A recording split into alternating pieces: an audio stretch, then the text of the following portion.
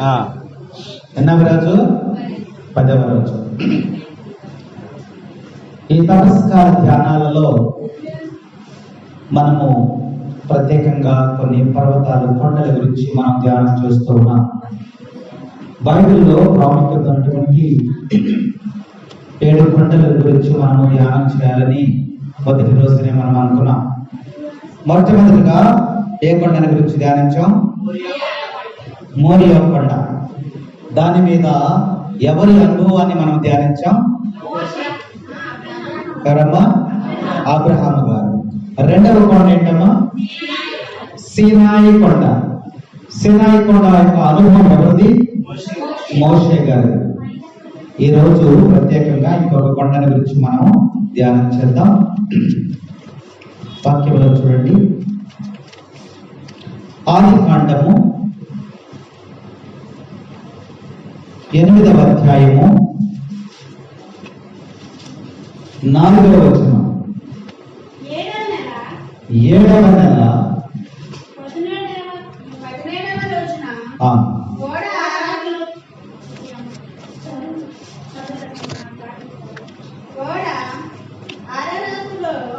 Ararat కొండ కొమ్మున నిలిచెను. ఆదికాండము 8వ అధ్యాయము 4వ వచనంలో ఓడ ఎక్కడ ఆగిందంట? అరారాతు అనేటువంటి కొండ మీద నిలిచింది. Praise the Lord, praise the Lord, praise the Lord, praise the Lord. ఏ కొండ? ఆర్ఆర్ఆర్ కాదు, శివచంద్రకి ఆర్ఆర్ఆర్. అరారాతు. ఏ కొండ అమ్మది? అరారాతు. ఆ కొండ పేరు అరారాతు కొండ. దాని మీద ఒక ఓడ నిలిచెను.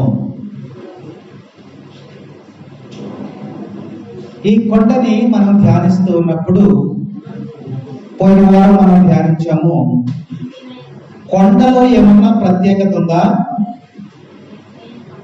ఉందా? లేదు. కొండలలో ఏమి ప్రత్యేకత లేదు. కానీ ఆ కొండ మీద దేవుని యొక్క ప్రత్యక్షతను బట్టి ఆ కొండకు విలువ వచ్చింది. అరారాతు కొండ మీద ఓడ ఆగిందంట. ఏ ఓడది? నోవాహు కట్టినటువంటి ఓడ. అందుకనే అరారాతు కొండల గురించి మనం ధ్యానిస్తూ ఉన్నాం. లేకపోతే ఆ కొండల గురించి మనం పట్టించుకోం, అవునా? కాబట్టి కొండలకి ప్రత్యేకత ఎలా వచ్చింది అంటే, దేవుని యొక్క ప్రత్యక్షతను బట్టి, దేవుడు ఆ కొండ మీదకి దిగురా బట్టి, దేవుడు ఆ కొండ మీద ఒక అద్భుతం చేయబట్టి ఆ కొండకి ప్రాధాన్యత వచ్చిందని ఇక్కడ లేఖనాలు మనకి తెలియజేస్తూ ఉన్నాయి. నోవాహు జీవితంలో ఒక గొప్ప కార్యము జరిగింది ఆ కొండ మీద. నోవాహు జీవితంలో ఒక గొప్ప కార్యము జరిగింది. అప్పుడు నోవాహు వయసు ఎంతో తెలుసా? ఆదికాండము 7వ అధ్యాయము 6వ వచనం చదువు.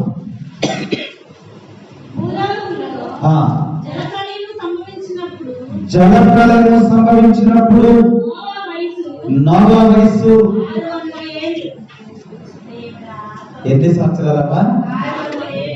ఉన్నారా? అసలు బతికే వాళ్ళు ఉన్నారా? లేదు. కానీ దేవుడు ఆ రోజు వారికి ఇచ్చినటువంటి ఆయుష్ 600 సంవత్సరాలప్పుడు దేవుని యొక్క ప్రత్యక్షత నోవాకి వచ్చింది. ఈ అరారాతు పర్వతము ఎక్కడుంది? టర్కీ దేశంలో ఉంది. ఎక్కడుంది? టర్కీ దేశంలో ఉంది. కొండలు చాలా ఉన్నాయి. ఆ అరారాతు కొండ మీద ఈ యొక్క ఓడ ఆగిందని బైబిల్ గ్రంథంలో చక్కగా వ్రాయబడి ఉంది. అయితే ఈ కొండ సుమారుగా 16,000 అడుగులు ఎత్తుందంట. ఎంత ఉందమ్మా?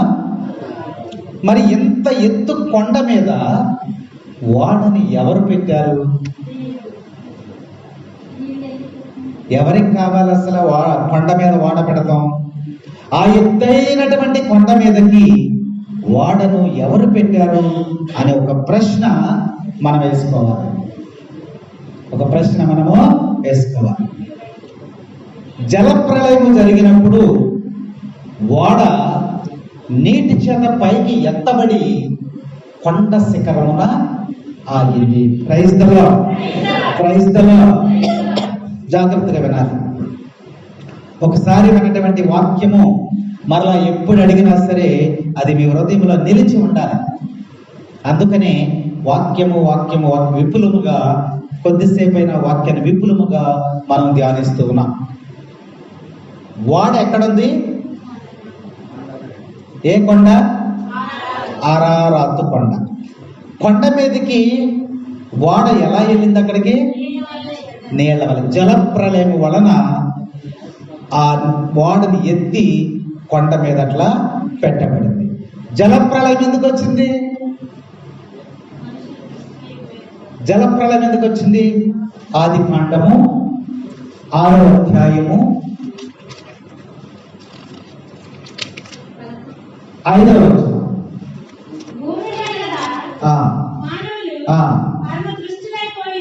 భూమి మీద గల మానవులు పరమ దుష్టులైపోయారంట. ఎప్పుడు? నోవాహుకి 600 సంవత్సరాలు వచ్చినటువంటి కాలములో, నోవాహు కాలములో ఏం జరిగింది? మానవులందరూ కూడా ఏమైపోయారమ్మా? పరమ దుష్టులైపోయారంట. కొంచెం కాదు. తర్వాత వారు ఎల్లప్పుడూ చెడు పనులు చేయవలెనని ఆలోచించుచుండిరి.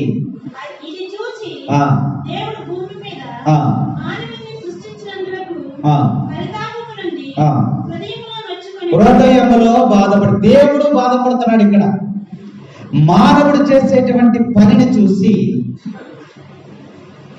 దుర్బుద్ధి యొక్క ఆలోచనలు, చెడు ఆలోచనలు, పాప జీవితము, చెడు జీవితము, చెడు ఆలోచన, దేవుని భయం లేకపోవట, చూస్తారు వెచ్చలవిడి జీవితము, ఇలా జీవించినటువంటి జీవితాలని దేవుడు చూశాడు.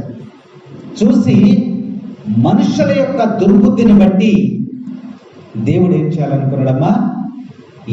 నేను సృష్టించినటువంటి ఈ ప్రజలు ఎంత ఇదిగా పాడైపోయారా అని దేవుడు తన హృదయములో బాధపడ్డాడని వాక్యం మనకు తెలియజేస్తా ఉంది. 7వ వచనం.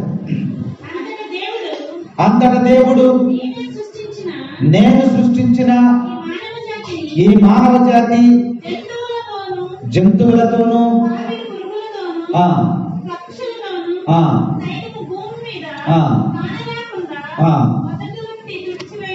తుడిచిపోయి దేవుడు అనుకుంటున్నాడు, నేను ఈ మనిషిని పవిత్రముగా తయారు చేసుకున్నాను, నా ఇష్ట ప్రకారం నడుస్తాడనుకున్నాను, నా చిత్తానికి లోబడి ఉంటాడనుకున్నాను, నన్ను ప్రేమించి నన్ను ఆరాధిస్తాడనుకున్నాను. కానీ వీళ్ళ బుద్ధులు అన్ని దుర్బుద్ధులు అయిపోయినాయి. చెడు ఆలోచనలు, చెడు తలంపులతో జీవిస్తూ ఉన్నారు. కాబట్టి నేను సృష్టించినటువంటి ఈ సృష్టిని అంతా కూడా ఏం చేయాలి? నాశనం చేసేయాలనుకున్నాడు దేవుడు. అనుకుని ఏం చేశాడమ్మా? చదువు 8వ వచనం, 11వ వచనం చదువు. భూమి మీద ఉన్న జనులు పూర్తిగా భ్రష్టులై ఒకరినొకరు హింసించుకొనుచుండిరి. దేవుడు చూస్తున్నటువంటి విషయం ఇది. దేవుడు చెప్పినటువంటి మాటలు. భూమి మీద ఉన్న ప్రజలు ఒకరిని చూసి ఒకరు అసూయ పడిపోతున్నారు, ఒకరిని చూసి ఒకరు హింసించుకుంటున్నారు, ఒకరిని ఒకరు బాధపడుతున్నారు.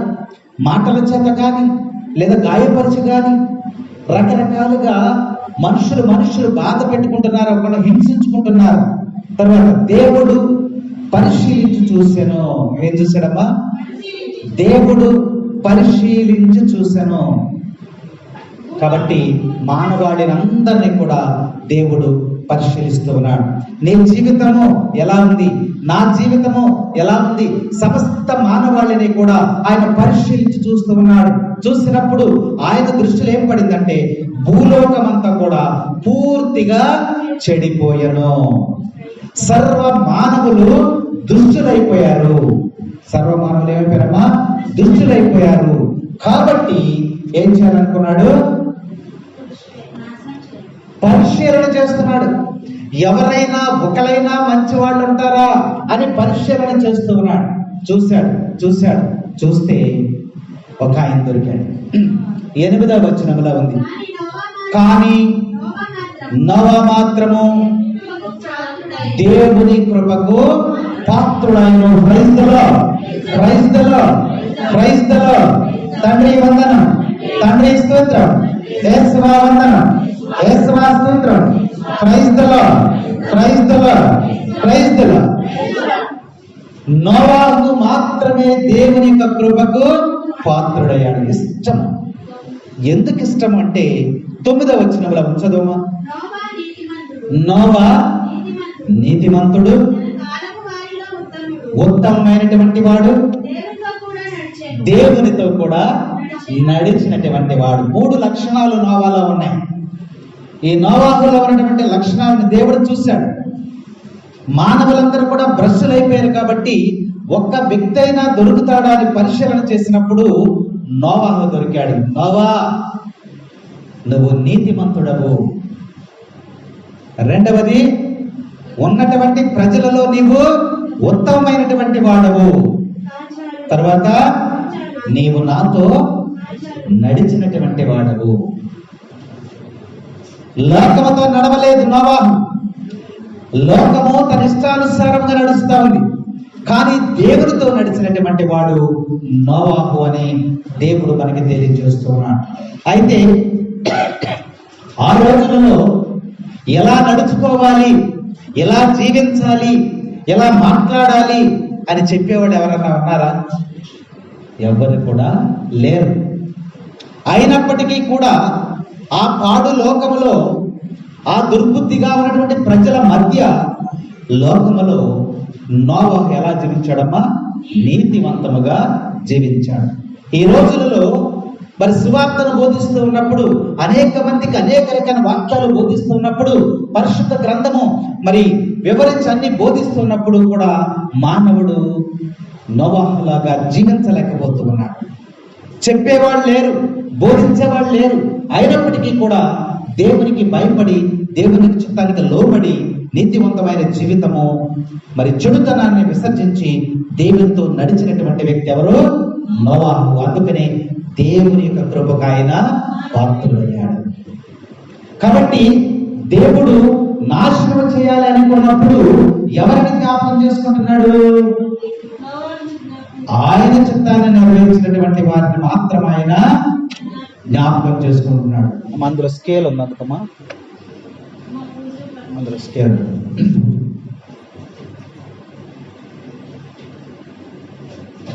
సృష్టినంతా కూడా నాశనం చేయాలని దేవుడు అనుకున్నప్పుడు, పూజా పుస్తకాలు ఉండొచ్చు, పూజా పుస్తకాలు, సృష్టినంతా కూడా నేను సృష్టించినటువంటి ఈ జీవజలాన్ని, ప్రాణులను, క్రిములను, పురుగులను, మొత్తాన్ని, సమస్తాన్ని కూడా నాశనం చేయాలని ఆయన అనుకున్నప్పుడు ఒక ఆయన మాత్రం రక్షించాలనుకున్నాడు. ఇంతమందిని సృష్టి అంతా కూడా నాశనం చేస్తామంటే ఒక వ్యక్తిని ఎలా రక్షించాలి? అగ్నిని పంపించాననుకో, వాళ్ళతో పాటు ఈయన కాలిపోతాడు. ఇంకేదైనా పంపించారనుకో, వాళ్ళతో పాటు ఈయన కూడా కాలిపోతాడు. ఎలా రక్షించాలి? నాతో నడిచినటువంటి వ్యక్తిని నేను ఎలా నడిపించాలి, ఎలా రక్షించాలి అని దేవుడు నోవాహు గురించి ఆలోచన చేశాడు. ఆదికాండము 6వ అధ్యాయం 13వ వచనం చదువు. దేవుడు నోవాహుతో ఇట్లా, నేను మానవులకు చివరి గడియలు సమీపించి వారి మూలమున భూలోకము హింసామయమైనది, వారిని సర్వనాశనము చేయవలని నిశ్చయించుకుంటుని. నోవా, మానవుడు పాపములో జీవిస్తూ ఉన్నాడు, చెడులో జీవిస్తూ ఉన్నాడు, దేవుణ్ణి మరిచిపోయాడు, ఇష్టానుసారముగా జీవిస్తూ ఉన్నాడు. కాబట్టి నేను నాశనం చేయదలుచుకున్నాను. నోవాహు ద్వారా ఈరోజు మనకి దేవుడు హెచ్చరిక చేస్తున్నాడు. నీ జీవితం ఎలా ఉంది?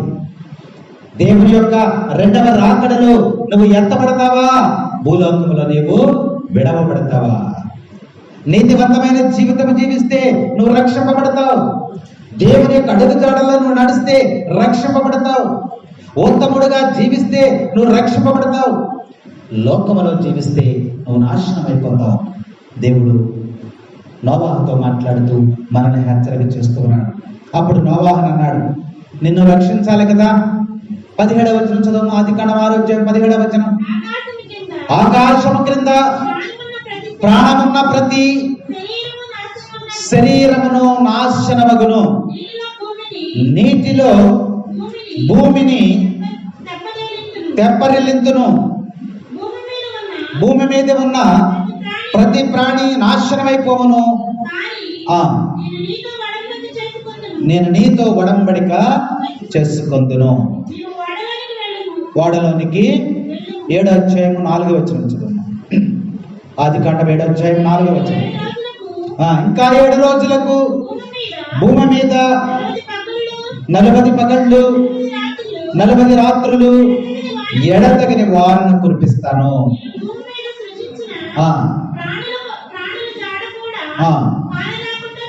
చాలు. నోవాహుతో మాట్లాడే మాటలు. సృష్టి మొత్తాన్ని నాశనం చేస్తా. ఎలా నాశనం చేస్తానంటే 40 దినముల పాటు పగలు రాత్రులు కొండపోతగా వాన కురిపిస్తా. వాన కురిపించి సమస్త సృష్టిని కూడా నాశనము చేస్తాను. కాబట్టి నిన్ను నేను రక్షిస్తాను. Praise the Lord, praise the Lord. నిన్ను నేను రక్షిస్తాను. అందువలన ఎందుకు నిన్ను రక్షిస్తానంటే ఆదికాండము 7వ అధ్యాయము 1వ వచనములో దేవుడు నోవాహుతో, ఈ తరము వారిలో నీ ఒక్కడివే నీతిమంతుడువు, కావున నీవు నీ కుటుంబము ఓడలోనికి నువ్వు చనిపోవడం నాకు ఇష్టం లేదు. ఎందుకంటే నువ్వు నీతిమంతుడు. నీలో పాపము లేదు, దోషము లేదు, స్వార్థము లేదు, అసూయ లేదు, చెడుతనము లేదు, చెడు తలంపులు లేవు.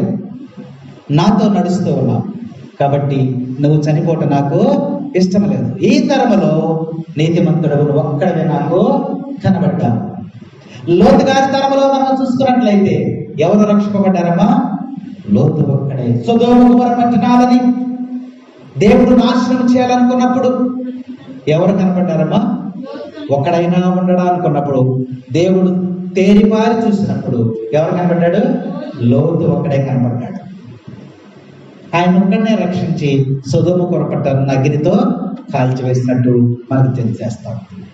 యోబు గారి జీవితంలో మనం చూసుకున్నట్లయితే యోబు గారిని ఎన్ని శోధనలు వచ్చినా, ఎంత ఇదిగా శోధింపబడినా చివరికి ఆయన నీతిమంతుడుగా నిలబడి ఉన్నాడు, రక్షించాడు.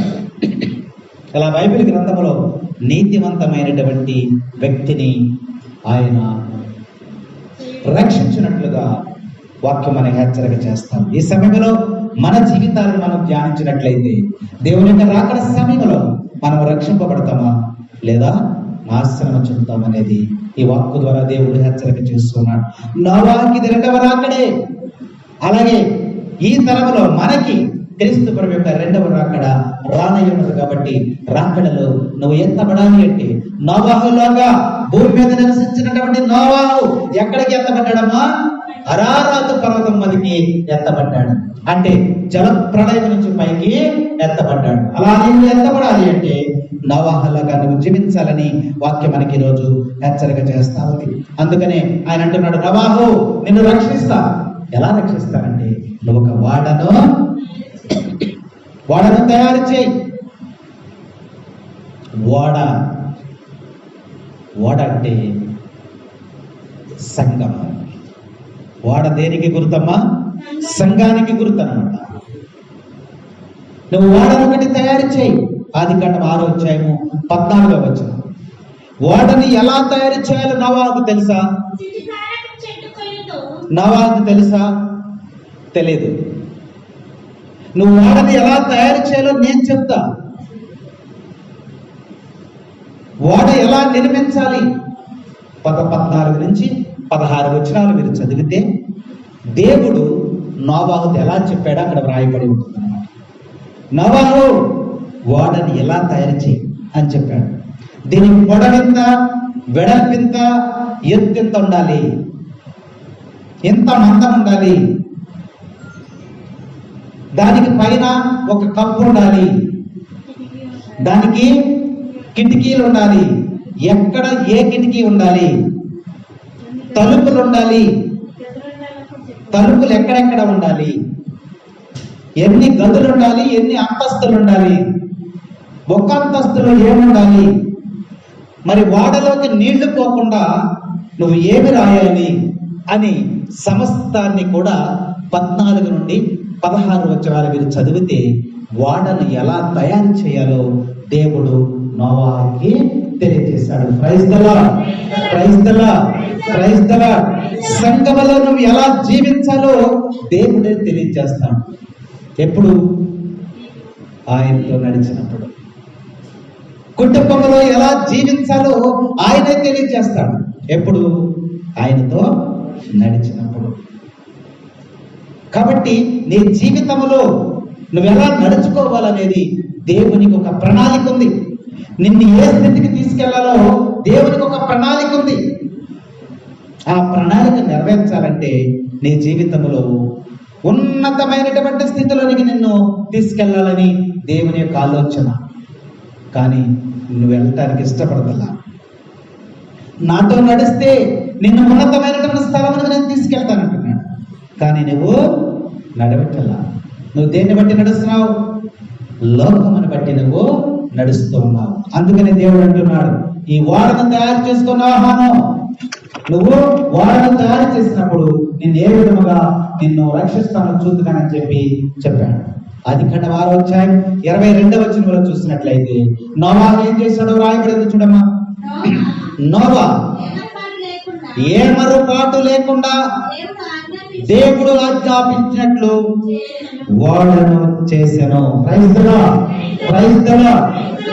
దేవుడు ఏ విధముగా చెప్పాడో ఆ విధముగానే తూచా తప్పకుండా ఓడను తయారు చేశాడు. ఏం చేశాడమ్మా? ఓడని తయారు చేశాడు. ఓడ తయారైపోయింది. ఓడంతా సిద్ధం చేశాడు. ఈ ఓడను తయారు చేసేటప్పుడు నోవాహు సువార్తను బోధించాడు. ప్రజల దగ్గరికి వెళ్తున్నాడు. వెళ్ళి ఏం చెప్తున్నాడంటే, అయ్యా ఇదిగో దేవుడు 40 దినముల పాటు వర్షాన్ని కురిపిస్తాడంట, పగలు రాత్రి నాతో మాట్లాడాడంటే. ఎవరు పిచ్చోడా? ఇక్కడ అసలు వర్షాలు ఉన్నాయా? అసలు వర్షాలు పడతాయా ఇక్కడ? ఆనాటి కాలంలో వర్షాలు లేవు. అక్కడ ఎడారిలాగా ఉన్న భూమి. ఎక్కడ వర్షాలు పడతామేంటిరా? వీడికి మెంటల్ వచ్చిందిరా, వీడికి పిచ్చెక్కిందిరా అని అందరూ కూడా హేళన చేశారు. ఆయన నోవాహు పట్టించుకోలేదు. నోవాహు కలప వచ్చిందా? రాలేదు. ఇదిగో పలానా చోట కలప ఉంది, తీసుకో. ఎర్ర సముద్రము గుండా కలపను తీసుకొచ్చాడు ఆయన. కలపను తగిన విధముగా పోయించి ఓడను తయారు చేస్తూ ఉన్నాడు. ఇదేంట్రా వీడు ఓడను తయారు చేస్తాడంటే పడవను తయారు చేస్తున్నాడు, వీడికి అసలు పిచ్చిగా ముదిరిపోయిందని ప్రజలు ఎవరు కూడా ఆయన మాటను లెక్క చేయలేదు, వినలేదు, ఆలకించలేదు. నోవాహు మాత్రం దేవుడు చెప్పిన పనుల్లా చేస్తున్నాడు. అనేక మంది ప్రజలందరికీ కూడా చెప్పు, ఇప్పుడైనా పరివర్తన చెందుతారేమో, ఇప్పుడైనా మారు మనసు కలిగి ఉంటారేమో అని చెప్పమని నోవాహుకి చెప్తూ ఉన్నాడు. పాపం నోవాహుకి చెప్తూ ఉన్నాడు. ఆయన ఎవ్వరు కూడా మారలా. దేవుడి తపస్సు కాలములో ఈ ధ్యానాంశంలో దేవుడు మనకు తెలియజేస్తూ ఉన్నాడు, ఎప్పటికైనా గతాన్ని వదిలేసాయి, ఎప్పటికైనా నువ్వు మారి మనసు పొందు, ఈ 40 దినములలో నువ్వు పరివర్తన చెందని దేవుడు మనల్ని హెచ్చరిక చేస్తూ ఉన్నాడు. నోవాహు జీవితం ద్వారా ఎవరు మారలా. చెప్పాడు చెప్పాడు చెప్పాడు చివరి వరకు కూడా చెప్పాడు. ఓడంతా కూడా తయారైపోయింది. ఆదికాండం 6వ అధ్యాయం 18వ వచనం. నేను నీతో ఒక ఒడంబడికను చేసుకుందును, నీవు ఓడలోనికి వెళ్ళుము, నీవే కాదు నీ భార్య, నీ కుమారులు కోడళ్ళు అందరిని తీసుకుని ఓడలోనికి రావలను. నీతో పాటు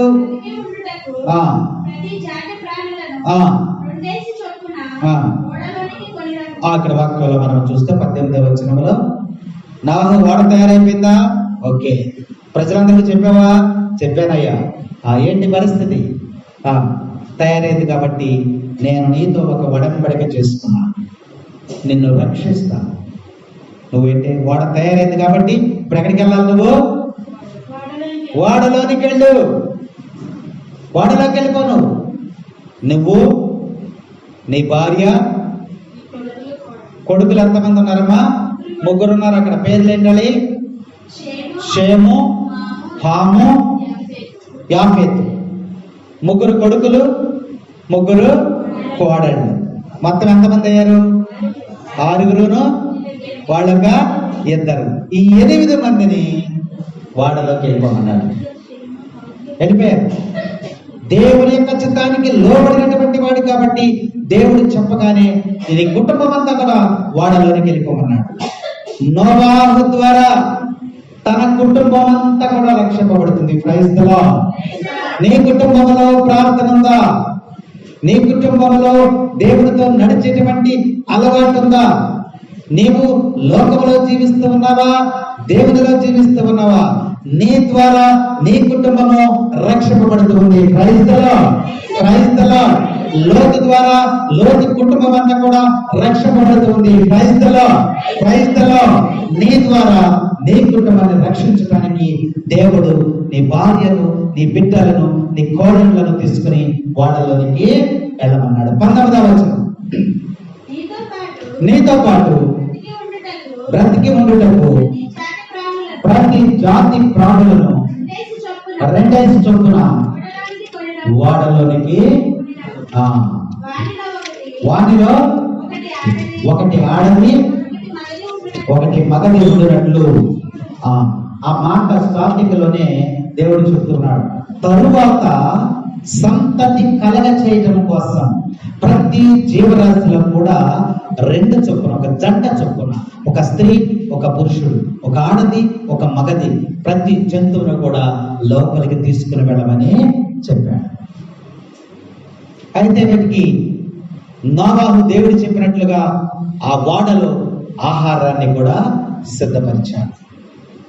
జంతువులకు కావాల్సిన ఆహారం, నోవాహుకు కావాల్సిన ఆహారం అన్ని కూడా గదులలో దేవుడే చెప్పి అదంతా కూడా లోపల పేర్చేశాడు. తర్వాత ఆదికాండం 7వ అధ్యాయం 2వ వచనం చదవమా.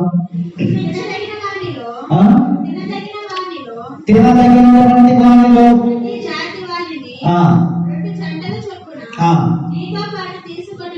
ఏం చెప్పాడమ్మా అక్కడ? తినదగినవి. తినకూడని కొన్ని ఉన్నాయి. తినకూడని గ్రంథంలో రాసి ఉన్నాయి, తినవలసిన గ్రంథంలో రాసి ఉన్నాయి. అక్కడ ఏమంటున్నాడు నోవాహుతో? నువ్వు తినదగినవి, తినవలసినవి కాదు, తినకూడనివి కొన్ని ఉన్నాయి. కాబట్టి తినదగినవి, తినకూడనివి ఏం చేయాలంట? నువ్వు వాడలోనికి తీసుకుని వెళ్ళు. 3వ వచనం. పక్షులలో ప్రతి జాతికి చెందినటువంటి వానిని 7 జంటలు చొప్పున తీసుకొని పోము. ఇట్లు చేసినచో అది ఒక జత పక్షులు లోపలికి వెళ్ళి జలప్రళయం తర్వాత ఏం జరుగుతుంది? సృష్టి అంతా కూడా చనిపోతుంది. కాబట్టి వాడలోంచి వచ్చిన తర్వాత ఒక నూతన సంతతి అనేది ఏర్పడటం కోసము ప్రతి జంటను కూడా దేవుడు ముందుగానే ఆ యొక్క వాడలోనికి ఎక్కించాడు. 8వ అధ్యాయము 9వ వచనం. ఇంకను భూమి మీద నీరు ఉన్నది,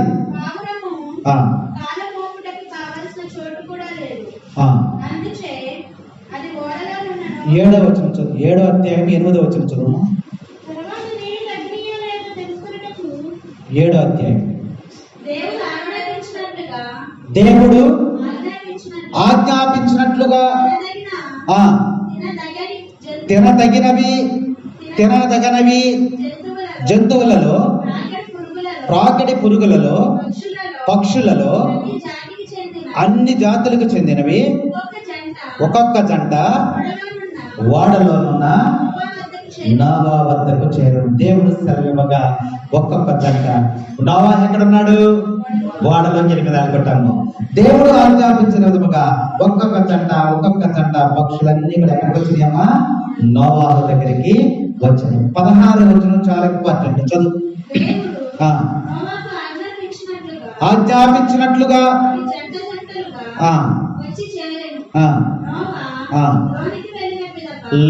నోవాహు లోనికి వెళ్ళిన పిదప దేవుడు ఓడ తలుపులు మూసెను. Praise the Lord, praise the Lord, praise the Lord.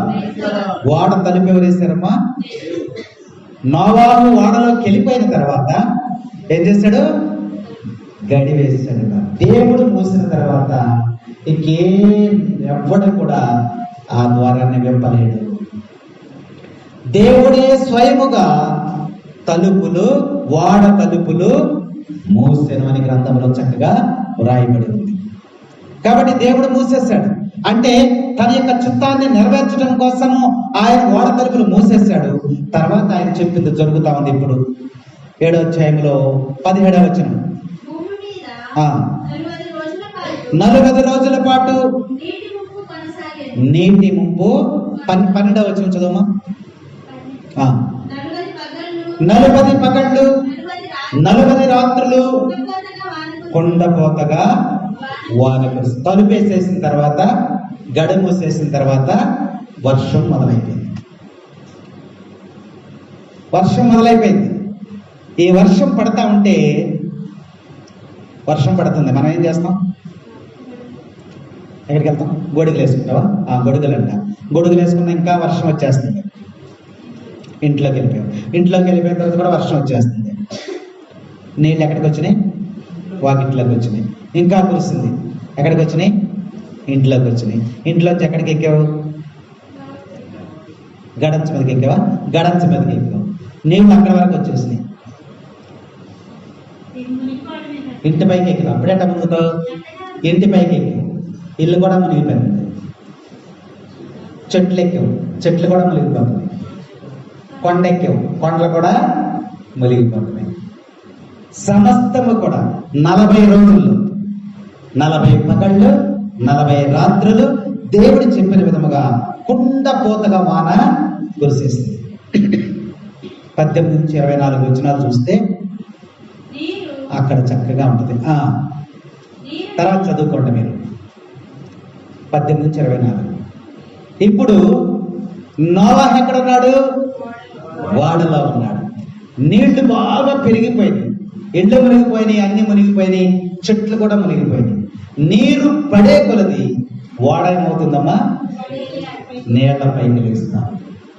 Praise the Lord, praise the Lord. దేవునితో నువ్వు నడిచినప్పుడు నీకెన్ని కష్టాలు వచ్చినా, ఎన్ని బాధలు వచ్చినా, ఎన్ని శోధనలు వచ్చినా, ఓడ నీటి మీద లేచినట్టు ఆ బాధల మీద, కష్టాల మీద పైకి లేవనెత్తబడతావు. Praise the Lord, praise the Lord. ఆ కష్టాల్లో నువ్వు మునిగిపోవు. ఆ వేదనలో, శోధనలో నువ్వు మునిగిపోవు. దేవుడు చూస్తా ఊరుకోడు. లోతును రక్షించాడు, నోవాహును రక్షించాడు, నిన్ను కూడా రక్షిస్తాడు. ఈ వర్షము వలన ప్రజలందరూ కూడా కేకలు వేస్తూ ఉన్నారు, నోవాహు మేము కూడా అందులోకి వచ్చేస్తాం. వాడు పైకి లేచింది కదా, నోవాహు అందులో ఉన్నాడని తెలిసింది కలకి, నోవాహు మేము మునిగిపోతున్నాం, వాళ్ళకి వచ్చేస్తాం. నోవాహు వల్ల తలుపు తీయడం, తలుపేసింది ఎవరు? మళ్ళీ అది దేవుడే తీయాలి.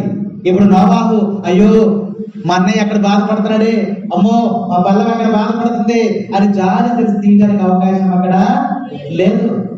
దేవుడే స్వయంగా మూసేశాడు. జలప్రలయంలో వీళ్ళందరూ కూడా చనిపోయారు. నోవాహు వర్షం కురుస్తున్న కొద్దీ వాడ పైకి పైకి వెళ్ళిపోయింది. అరారాతు పర్వతము దాటి పైకి వెళ్ళింది. ఏ పర్వతమమ్మా? 40 దినములు కురిసిన తర్వాత వాడు పైకి వెళ్ళిపోయింది. పైన ఉన్నాడు, ఎక్కడో 16,000 అడుగులు ఎత్తు పైన ఉన్నాడు. అంటే అరారాతు పర్వతం మీద కన్నా ఇంకా ఎక్కువ నీరు ఉంది. ఇది అరారాతు పర్వతం పైన ఉంది, నీటి పైన ఉంది. ఇప్పుడు 40 దినాలు అయిపోయింది కదా, సృష్టి యావత్తు కూడా చనిపోయారు కదా. తర్వాత వచనాలు చదువమ్మా. ఇప్పుడు అది 8వ అధ్యాయం 1వ వచనం చదువుతాం. జలప్రళయం అంతా అంటే ముగిసిపోయింది, వాన తగ్గిపోయింది.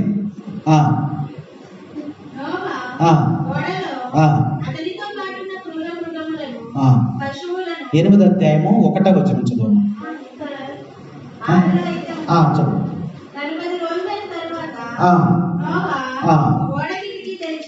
ఓడ కిటికీ తెరిచెను.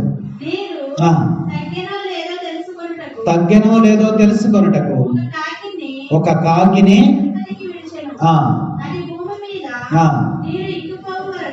ప్రాపుదం. 8వ అధ్యాయము 2వ వచనం చదివావా?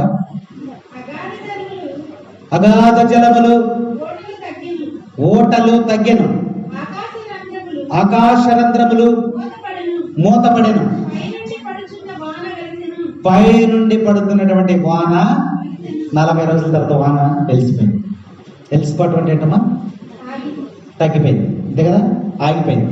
ఆగిపోయిన తర్వాత ఏం జరిగింది? 3వ వచనం కూడా చదువు. క్రమక్రమముగా భూమి మీద నుండి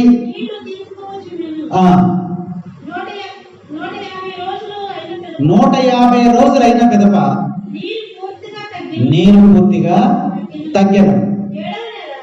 4వ వచనం చదువు. 7వ నెల 17వ రోజున వాడ అరారాతు కొండ పైన నిలిచింది. నీళ్ల పైన ఉంది కదా. 7వ నెల 17వ తారీఖు కల్లా ఏం చేసింది? నీరు తగ్గింది. నీరు తగ్గినప్పుడు అది అలా దిగుకుంటా వచ్చి అరారాతు పర్వతం మీద నిలిచింది. ఇప్పుడు భూమి అంతా కూడా నీరే, మొత్తం నీరే. ఆ కొండ శిఖరమున మాత్రము ఈ ఓడ ఆగి ఉంది, అరారాతు పర్వతం మీద ఆగింది. ఇప్పుడు 5వ వచనంలో మనం చూస్తే కొండ పైభాగము కనబడుతుంది. కొండ పైభాగము కనబడుతుంది. ఆగిన తర్వాత ఆ నోవాహు ఏం చేశాడమ్మా? 6వ వచనం చదువు. కిటికీ తెరిచెను, నీరు తగ్గినదో లేదో తెలుసుకొనుటకు ఒక కాకిని. ఎవరు పంపించారమ్మా? కాకి. ఏం చేసింది ఆ కాకి? ఇక్కడ ఓడ అంటే ఏం చెప్పాను? సంఘం. ఓడ అంటే సంఘం. నోవాహు ఓడను తయారు చేసినట్టే అది సంఘంతో మనం పోల్చుకోవాలి. కిటికీ తెరిచి 2 పక్షులను పంపించాడు. ఒకటి కాకి, రెండవది పావురం. ఈ 2 ఎవరంటే, కాకి ఎవరు? నల్లగా ఉన్న వాళ్ళందరూ కాకిలా, తెల్లగా ఉన్న వాళ్ళందరూ పావురాలా? కాకి, పావురం 2 పక్షులు. నోవాహు ఓడన సంగములో 2 పక్షులు నీకు నాకు గురువుగా ఉన్నాయి. నోవాహు ఓడన సంగములో 2 పక్షులు నీకు నాకు గురువుగా ఉన్నాయి. మాట విన్న పావురం లోబడని కాకి సంగములో విశ్వాసులైనాయి. మాట విన్న పావురం లోబడని కాకి సంగములో విశ్వాసులైనాయి. సంఘములో విశ్వాసులు ఎవరు? కాకి, పావురం. మనమే. సంఘం అంటే విశ్వాసం కలిగిన. ఈ విశ్వాసులలో ఎవరున్నారు? కాకులు ఉన్నాయి, పావురాలు కూడా ఉన్నాయి. ముందు ఎవరు వదిలాడు? కాకి వదిలాడు. గురుదేమని నోవాహు పంపాడు, నల్లని కాకిని దైవజనని మాటే మరచి లోకమును ప్రేమించి అటు ఇటు తిరుగుచుండే ఆ కాకి. కాకి ఏం చేసిందమ్మా? ఎందుకు పంపించాడు దాన్ని? నీరు తగ్గిందా లేదా నువ్వు తెలుసుకురా అని కాకిని పంపిస్తే ఇదేం చేస్తుంది? ఏంటేం చేస్తుందమ్మా? దానికి మురిగిపోయినాయి, కుళ్ళిపోయినాయి, ఏమైనా దొరుకుతాయేమని వాటి కోసం వెతుకుతుందే తప్ప నోవాహు పంపించినటువంటి విషయాన్ని అది మర్చిపోయింది.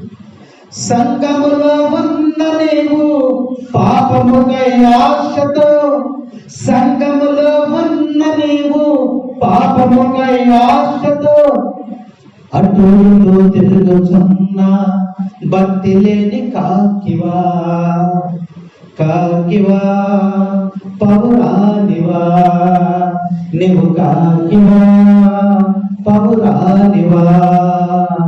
నోవాహు వాడని సంఘములో రెండు పక్షులు నీకు నాకు గుర్తుగా ఉన్నాయి. మాట విన్న పావురం, లోబడిని కాకి, సంఘములో విశ్వాసులైనాయి. నువ్వు కాకివా పౌరానివా? నువ్వు కాకివా పౌరానివా? ఈ తపస్సు కాలంలో కాకిలాగా సంఘములో ఉన్నటువంటి నీవు పాపమునకై లోకమునకై ఆశతో కాకిలాగా పెట్టు తిరుగుతున్నావా, లేదా పావురులాగా ఉన్నావా? వాక్యం మనకి హెచ్చరిక చేస్తాము. తిరిగి వచ్చిందా కాకి? రాలా. నోవాహు ఎదురు చూశాడు. అయ్యో నేను కాకిని వదిలాను కదా, అది రాలేదేంటి ఇంకా అని చూసి చూసి చూసి ఆయన ఇది రాదు. ఎదురు చూడటమే దేవుని పని, ఎదురు చూడటమే. ఇంకా నువ్వు వస్తావు, ఇంకా నువ్వు వస్తావు, 365 రోజుల్లో రాపోయినా తపస్సు కాలంలో నువ్వు వస్తావని దేవుడు ఎదురు చూస్తూ ఉన్నాడు. కానీ నువ్వేం చేస్తున్నావు? నువ్వేం చేస్తున్నావు? వినాలి, వినాలి, సెల్ ఫోన్ లాపేసి వినాలి. నువ్వేం చేస్తున్నావమ్మా? కాకిలాగా లోకం మీద తిరుగుతా ఉన్నావు. దేవుడు హెచ్చరిక చేస్తూ ఉన్నాడు. ఆశ చూసి చూసి వదిలేసి తర్వాత ఏం చేశాడమ్మా? తర్వాత వచనం చదువు, 8వ వచనం చదువు. నోవాహు 7 రోజులు, ఎన్ని రోజులు కాకి కోసం ఎన్ని రోజులు చూశాడు? ఒక వారం. వచ్చిందా? నువ్వు కూడా వస్తున్నావా? ఇంకా గుడికి వస్తారు, ఇంకా గుడికి వస్తారు, ఇంకా గుడికి వస్తారు ఎదురు చూసి వస్తున్నావా? అట్లా ఏం చేస్తున్నాం మనం? కాకిలాగా అటు ఇటు ఆ పని ఈ పని ఆ పని ఈ పని కాకిలాగా తిరుగుతున్నావు. అందుకని అంటారు నువ్వు కాకివా పౌరానివా. ఆ తర్వాత ఏం చేశాడమ్మా? 7 రోజులు ఎదురు చూసిన తర్వాత నీళ్ళు తగ్గినయో లేదని చెప్పి తిరిగి ఒక పావురమును వెలుపలికి వదిలేదు. ఇంకా భూమి మీద నీరున్నది కనుక కాలి మోపుటకు చోటు లేదు కాబట్టి పావురం ఏం చేసిందమ్మా? పావురాన్ని కాకి రాలా. ఇప్పుడు ఏం చేశాడు? భూమి మీద నీరు తగ్గింది. ఈయన ఎక్కడున్నాడు? వాడెక్కడ ఉంది? అరారాజు పర్వతం.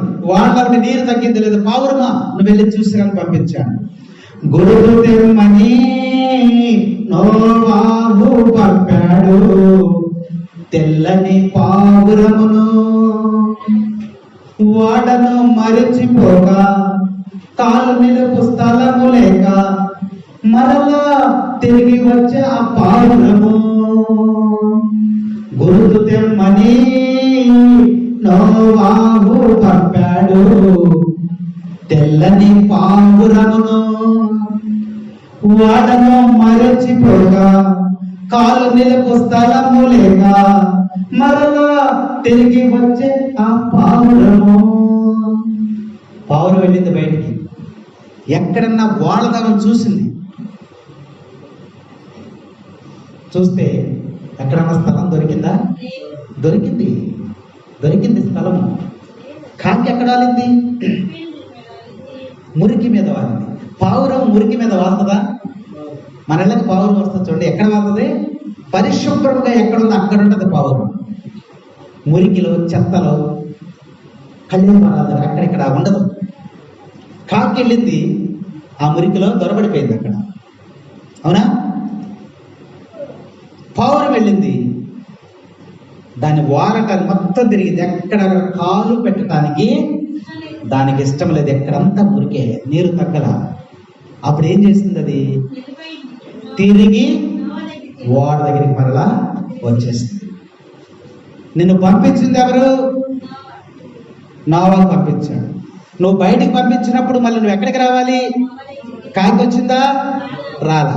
మరి పావురం వెళ్ళింది కదా, అది రాలేదని పావురాన్ని పంపించాడా? వాడను మరిచిపోలా, నోవహును మరిచిపోలా, తిరిగి వచ్చి మళ్ళీ వాడలోనికి వచ్చింది. అప్పుడు నోవహు అనుకున్నాడు, ఓహో పావురము వాడడానికి కూడా ఎక్కడ కూడా స్థలము. యేసుక్రీస్తు ప్రభువు కూడా ఈ లోకములకు వచ్చినప్పుడు ఆయన జన్మించడానికి స్థలము, నక్కలకు బొరియలున్నవి, ఆకాశ పక్షులకు గూళ్ళున్నవి, కానీ మానవుడిని జన్మించడానికి స్థలము లేదు. సంఘములో ఉన్న నీవు పరిశుద్ధత కాంక్షతో, సంఘములో వేరుగా ఉన్న మంచి పావురానివా, కాకివా, నువ్వు పావురానివా, నువ్వు కాకివా. నోవహు వాడల సంఘములో 2 పక్షులు నీకు నాకు గుర్తుగా ఉన్నాయి. మాట విన్న పావురం, లోబడని కాకి, సంఘములో విశ్వాసులైనాయి. నువ్వు కాకివా, పావురానివా? ఈ సమయంలో నువ్వు నీ విషయం నీకే తెలుసు. ఒకసారి జ్ఞాపకం చేసుకోమని వాక్యం మనకి హెచ్చరిక చేస్తా ఉంది. తర్వాత ఏం జరిగిందమ్మా? 10వ వచనం. పావురం తిరిగి వచ్చేసింది కదా. తిరిగి వచ్చిన తర్వాత నోవహు మళ్ళీ ఎన్ని రోజులు వెయిట్ చేశాడు? 7 రోజులు. చూసిన తర్వాత నీరేమన్నా తగ్గిందేమని చెప్పి మరలా పావురాన్ని పంపించాడు. ఏం చేసింది అది? గురుతుమని నోవహు పంపాడు మరల పావురమును. అదేగా వాక్యం. గురుతుమని నోవహు పంపాడు మరల పావురమును. ఆజ్ఞను మరచిపోగా ఒలీవ ఆకును తెచ్చే బాధ్యత గల ఆ పావురము ఏం చేసిందమ్మా? అది వెళ్ళింది, తన బాధ్యతను మర్చిపోలేదు. ఓడలో నన్ను రక్షించాడు, యజమానుడు నన్ను పంపించాడు అని చెప్పి వెళ్ళి ఒలీవ ఆకును ఒకటి తుంచుకొని ఎక్కడికి వచ్చింది? మరలా ఓడలోనికి వచ్చింది. సంఘములో ఉన్న నీవు ఆత్మల భారముతో ఆత్మలను సంపాదించే భక్తి గల పావురమా, నువ్వు పావురమా, నువ్వు కాకివా, నువ్వు పావురమా, నువ్వు కాకివా. నోవహు వాడల సంఘములో 2 పక్షులు నీకు నాకు గుర్తుగా ఉన్నాయి. Praise the Lord, praise the Lord. తండ్రి వందనం, తండ్రి స్తోత్రం, యేసువా వందనం, యేసువా స్తోత్రం. Praise the Lord, praise the Lord, praise the Lord. ఇప్పుడు పావురం ఏం చేసిందమ్మా? ఒలీవ మొక్కను కొమ్మను తెప్పుకొచ్చింది. ఇప్పుడు నోవహు ఏమనుకున్నాడు? నీళ్లు బాగా తగ్గిపోయినాయి, చెట్లు కనబడుతున్నాయి కాబట్టి ఇది గుర్తును మనకి తీసుకొచ్చింది. 12వ వచనం చదవమా. మరి ఒక 7 రోజులు ఆగిన తర్వాత మరలా పావురమును వదిలిన. అది తిరిగి రాలేదు.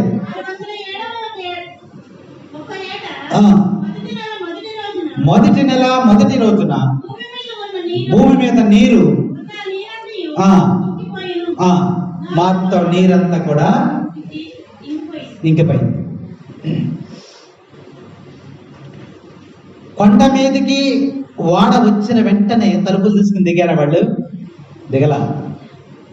భూమి మీద నీరంతా కూడా అయిపోయి చూసుకున్న తర్వాత వాడ నుండి కిందికి దిగి వచ్చుటను మనం చూస్తూ ఉన్నాం. 15వ వచనంలో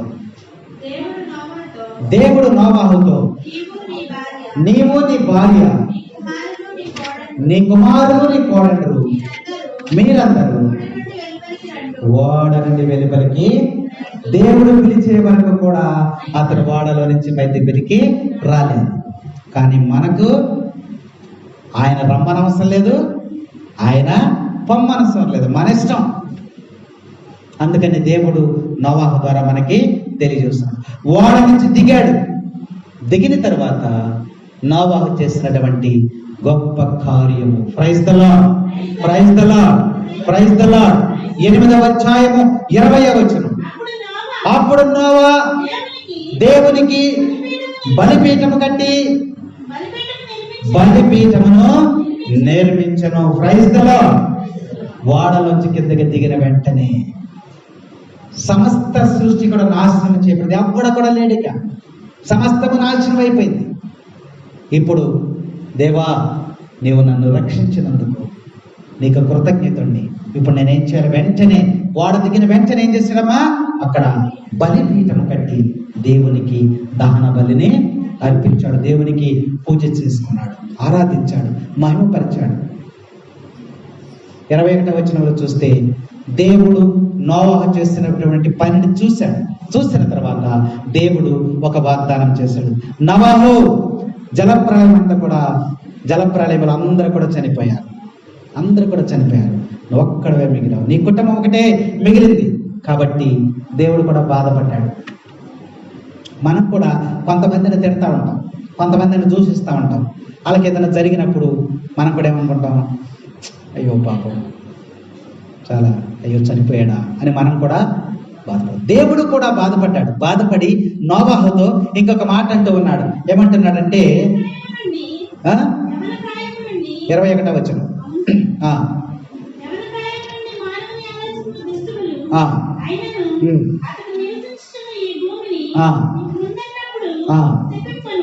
ఇక ఎలాంటి శాపనార్థం ఎప్పుడు కూడా నేను భూమి మీద ఉన్న ప్రజల్ని శపించను. దానికి గుర్తుగా నేనేం చేస్తున్నానంటే ఆకాశంలో ఒక ఇంద్రధనుస్సు నేను ఇస్తున్నాను. అప్పుడే వచ్చింది అంత సృష్టిలో ఇంద్రధనుస్సు అప్పుడే వచ్చింది. గుర్తదే ఒడంబడిక. నోవాహుతో అంటాడు, ఇక ఎంతటి వినాశనము నేను ఎప్పుడు కూడా చెయ్యను, నీతో నేను ప్రామిస్ చేస్తున్నాను. దీనికి గుర్తు ఏంటంటే, మన ఇద్దరం ప్రామిస్ చేసుకున్న దానికి గుర్తు ఏంటంటే, ఆకాశంలో ఒక ఇంద్రధనుస్సుని నేను ఇస్తున్నానని ఆకాశం ఇంద్రధనుస్సుని ఇచ్చాడు. ఇంద్రధనుస్సు తెలుసా? ఏంటి ఇంద్రధనుస్సు అంటే? ఎన్ని రెక్కలు ఉంటాయి? 7 రెక్కలే. పావురం 7 రోజులే, కాకి 7 రోజులే, నోవాహు 7 రోజులే, ఇంద్రధనుస్సు కూడా 7 రెక్కలే. కాబట్టి నోవాహు జీవితంలో గొప్ప అనుభవము అరారాతు కొండ మీద జరిగింది. 19వ అధ్యాయము 9వ అధ్యాయం 1వ వచనం. 1 నుంచి 15 వచనాలు చదువుకోండి ఇంటి దగ్గర.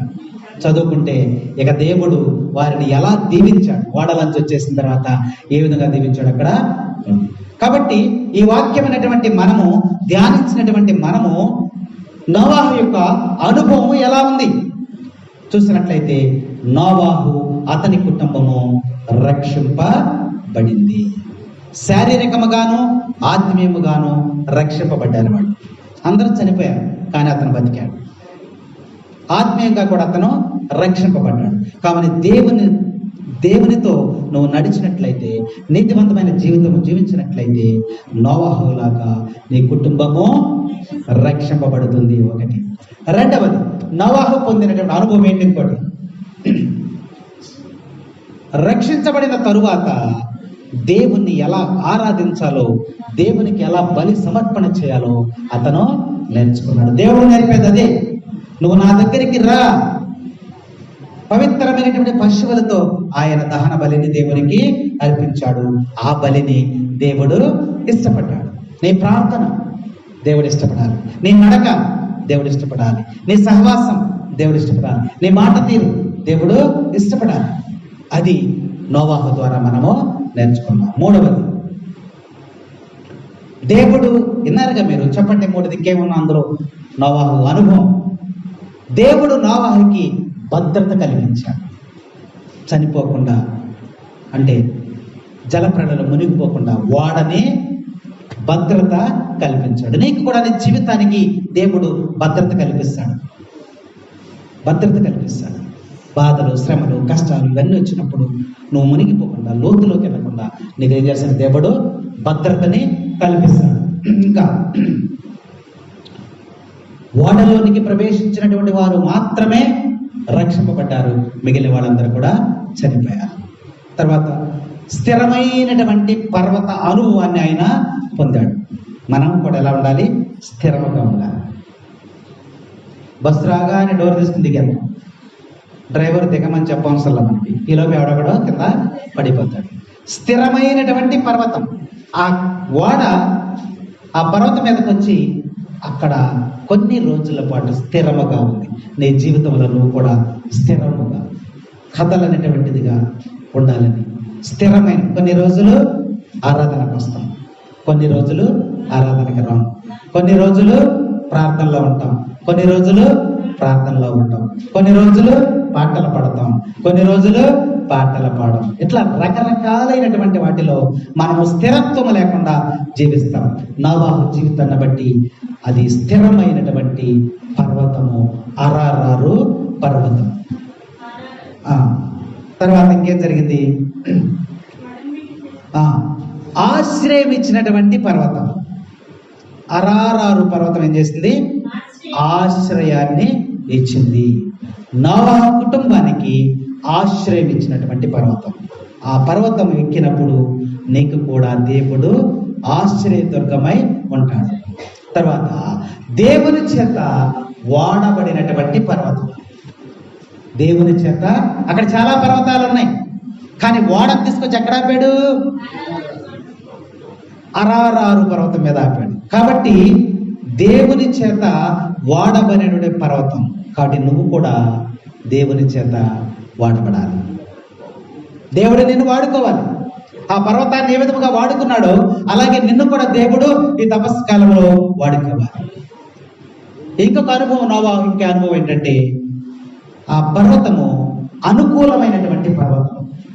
వాడకి అనుకూలమైంది, దేవునికి అనుకూలమైంది, నోవాహుకి అనుకూలమైంది, పశుపక్షాదులకి అనుకూలమైంది, ఆహారానికి అనుకూలమైంది. మీకేం రావట్లేదు ఆలోచనలు? అన్నిటికీ కూడా అనుకూలమైనది. కాబట్టి నువ్వు ఆ పర్వతం ఎక్కినప్పుడు, దేవుని పర్వతం నువ్వు ఎక్కినప్పుడు అది నీ జీవితానికి అనుకూలంగా ఉంటుందని ఈరోజు అరారారు పర్వతం ద్వారా నోవాహు జీవితాన్ని దేవుడు మనకి తెలియజేశాడు. కాబట్టి ఈ నోవాహు జీవితాన్ని బట్టి మనము కూడా నీతివంతమైనటువంటి జీవితం, దేవునితో నడిచేటువంటి సహవాసాన్ని మనం ఏర్పరచుకోవాలని ఈరోజు పర్వతం ద్వారా మనం నేర్చుకున్నాం. దేవుడు మిమ్మల్ని దీవించును గాక.